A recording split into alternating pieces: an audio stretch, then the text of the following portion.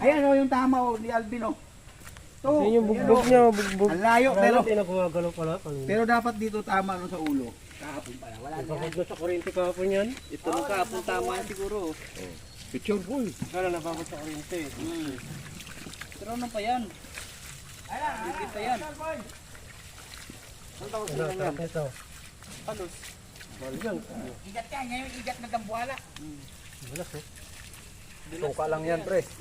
Tuka lang yan. Nakuha. Babad lang sa tuka yan. Walang kilo yan. Kanina. Mga ilang kilo? Mga ilang kilo? Ano eh? Oh, 10. ay sabi sa'yo, sagdi pa. Ay, sabi. Sabi pa po rin. Untik na ang pantay sa akin ko. Ito nito. Hanggang pagpasabuhan ni po.